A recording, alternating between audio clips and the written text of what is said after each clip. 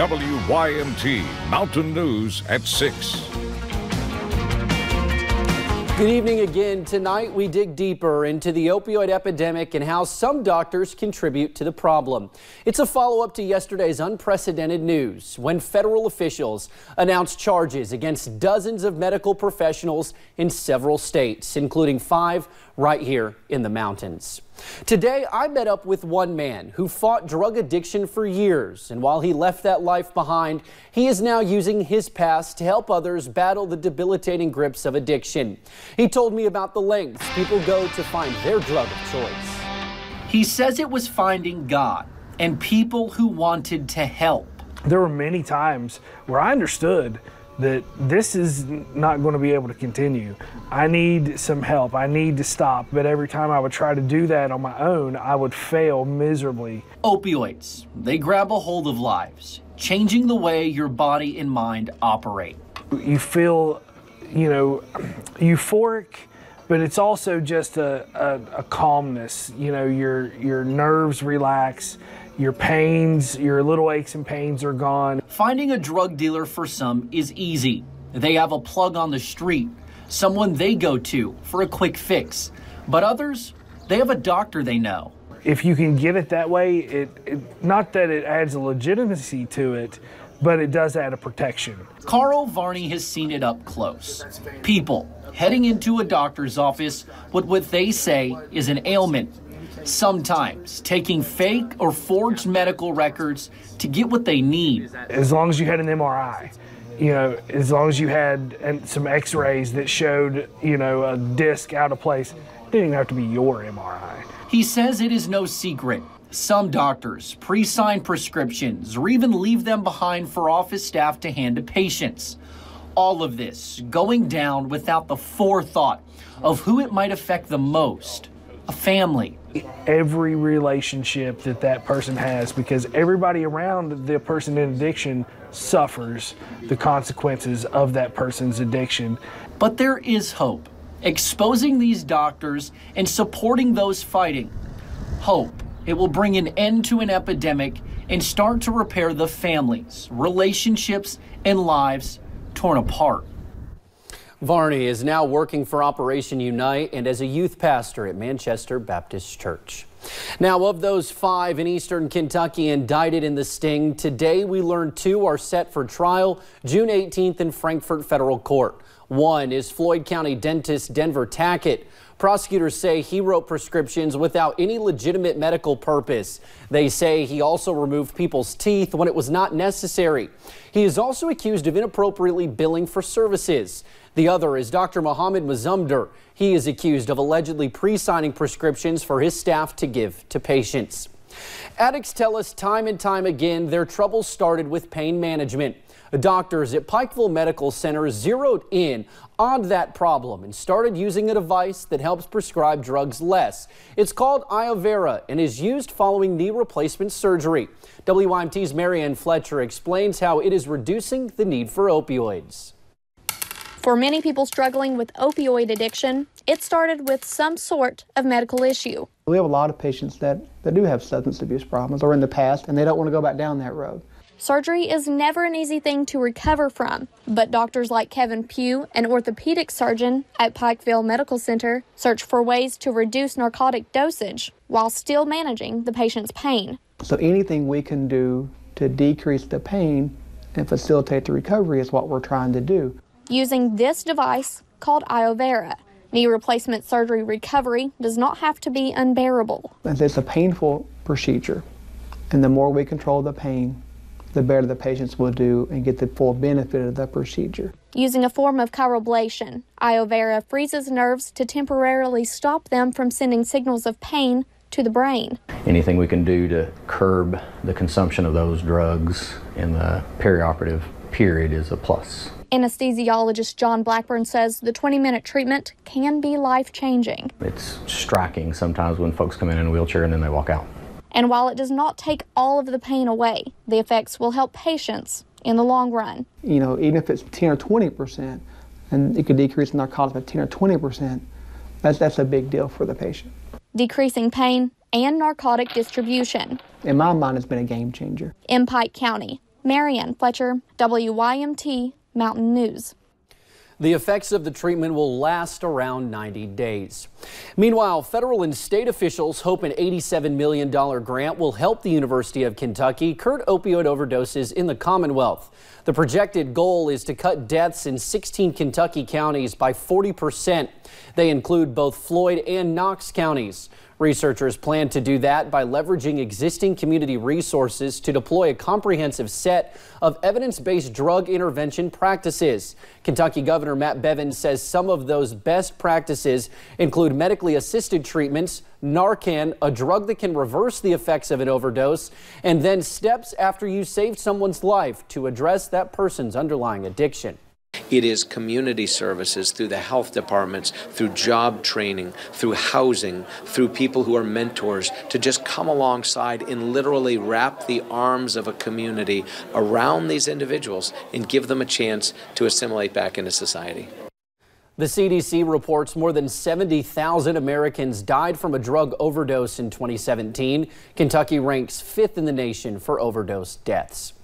All of this will likely be a topic of next week's National RX Drug Abuse and Heroin Summit in Atlanta.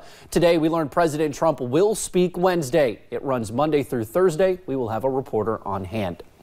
The Mueller report is finally released to the public. It is about 450 pages long, and parts of it are redacted.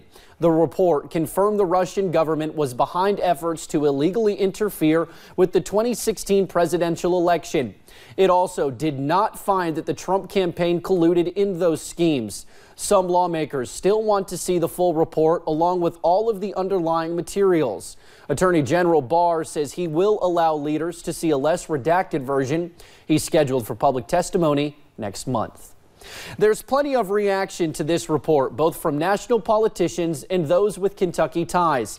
Hillary Thornton explains what Senator Mitch McConnell and Congressman Andy Barr have to say about the report. Two of Kentucky's top Republicans in the Bluegrass state as details of the Mueller report started coming in. This process that we've all heard about on a virtual daily basis for 2 long years. Senate Majority Leader Mitch McConnell speaking at an event in Oldham County talking about his take on the integrity of Robert Mueller, Rod Rosenstein, and William Barr. I don't want you to buy any notions that somehow any of these people are political hacks. They've never run for anything. They have sterling reputations. Meanwhile, Congressman Andy Barr stopping by WKYT for a taping of Newsmakers with Bill Bryant explaining some of his takeaways of the report. He says the bottom line is it vindicates President Donald Trump, showing no collusion between then candidate Trump and Russia. We've had 22 months, $25 million of taxpayer money spent on this, 2,800 subpoenas, 500 witness interviews, 40 FBI agents, 19 lawyers, and 0 evidence of collusion. It's time to move on, put to rest this effort to vilify this administration. Congressman Barr also noting what he says was great transparency by the Trump administration in regards to the report. The president had the ability to invoke executive privilege in addition to the redactions that were required by law that were included in today's release of the report, and the president did not invoke that. Hillary Thornton, WYMT Mountain News. Gray Television's chief national political analyst is weighing in on the report. Greta Van Susteren talked to Bill Bryant from Washington, D.C. this morning. She looked ahead to how this report could impact the upcoming presidential election. I think everyone's calling wins. It's like when I was practicing law and you'd walk out of a courthouse, everybody claims victory, everyone claims a win, and then they turn around and use it as a weapon against the other person. So that doesn't surprise me. And, politics doesn't even have the rules that law has. Politicians can pretty much get away with saying lots of things that, and ultimately it's the voters who hold them in check, but sometimes the voters don't. Now, if you want to look at the full report for yourself, we have it right now in this story on our website at WYMT.com. Well, it felt a little bit like summer today with those 80s, but it's looking like spring outside. You'll notice here as we take a look at the Mountain Parkway over into Slade, you're seeing the beautiful greenery across our area. Hopefully we'll see more green as that rain moves in earlier, really a little bit later tomorrow. Now, satellite and radar, you'll notice those clouds increasing, especially out to the west. That's because of that cold front that is draped across the west right now, and that's bringing in showers and even some storms down into the south. And those will track near our area, but for us, we're just going to see heavy showers and gusty winds. No storms are expected. But there's those temperatures I was talking about, those lower 80s, feeling great outside, even those upper 70s down into the Cumberland Valley. So definitely get out and enjoy it this evening because we're going to see changes, especially as we head into the overnight hours. You'll notice those rain chances really increasing really after midnight tonight, and that continuing on and off throughout the day on Friday and into your Saturday as well. I'll break down that full forecast for you guys in just a few short minutes. Will. Alrighty, Paige, thank you. A Bell County father and son face charges in a sexual abuse case. Police arrested 73-year-old John Hoskins and 33-year-old Travis Hoskins this morning. State police tell us 2 girls reported the men sexually abused them. Both were younger than 14 at the time. John and Travis Hoskins face first-degree sexual abuse, incest, and other charges. Senate Majority Leader Mitch McConnell wants to increase the age to buy tobacco products to 21. He announced in a news conference earlier today that he plans to introduce a bill to make that change to the law. Right now, you have to be 18 to buy tobacco products. If passed, this law would also include e-cigarettes. For some time, I've been hearing from parents of teenage children who are seeing an unprecedented spike in vaping. Is it vaping or vaping among teens? It's reaching epidemic levels around the country. Let us know what you think now over on the WYMT Facebook page and on this story at WYMT.com. Former Hazard Mayor Bill Morton has died. Morton served 2 terms as mayor of Hazard from 1970 to 1977. He was also a World War II veteran and often sang at church and community events. He started working at Home Lumber Company as a teenager and was president of the business from 1962 until 1988. In 2013, at the age of 90, Steve asked him to be on Issues and Answers, how he wanted to be remembered.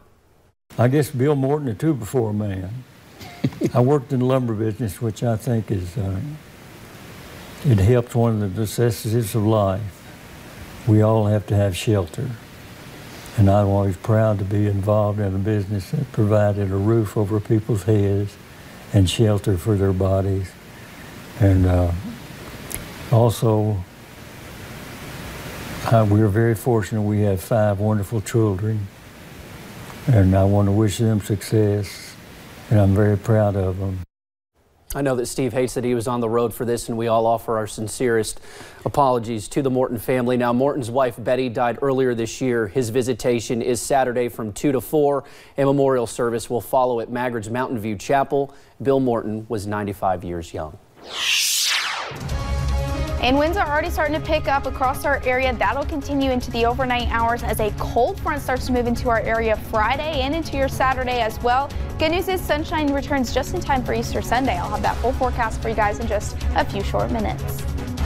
Plus, not to worry, it's only a drill, giving real-life experience. How some nursing students receive some important lessons in case of a disaster.